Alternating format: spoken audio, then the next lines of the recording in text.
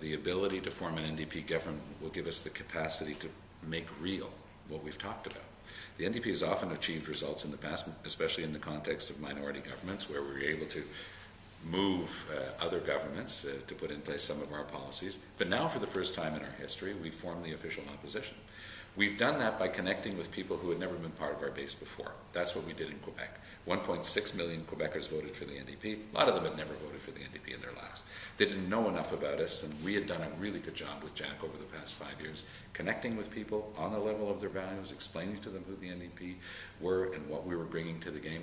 A lot of them used to vote almost on a default basis for the Bloc Québécois, even if they weren't sovereignists, because the Bloc managed to convince them that they represented progressive values.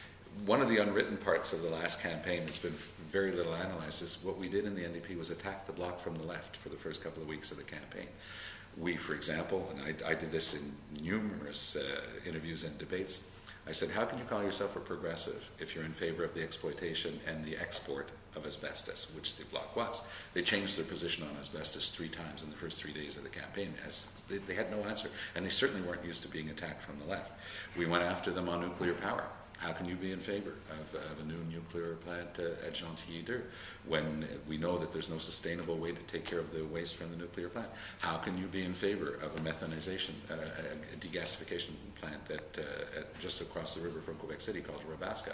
So they would often act on a clientele basis with some of the groups that have been pushing for these development projects. It was just their way of building their base, but we started calling them on that. And I think that that was one of the reasons that Quebecers connected with us. We had a strong offer to meet Quebec's request for a better place in Canada without reopening the big constitutional debate. But the other aspect, which is the sustainable development aspect and talking very seriously about the difference between the Bloc and us, that's something that connected with a lot of Quebecers. That's what we have to do in the next election. We've got to talk to Canadians straight up about the changes that need to be made. 61% of Canadians have a progressive vision.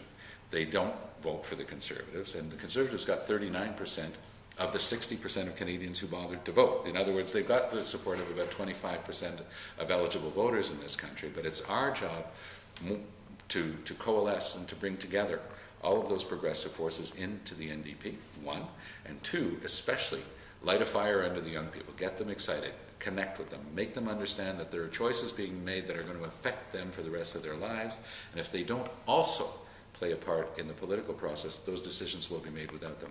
I'm never going to try to convince a young person not to be involved in an environmental group or otherwise involved in civil society. I've been in too many groups in my life to ever want to dismiss or downplay the importance of those groups. But you have to also be involved in the political process. Otherwise, nothing will get done.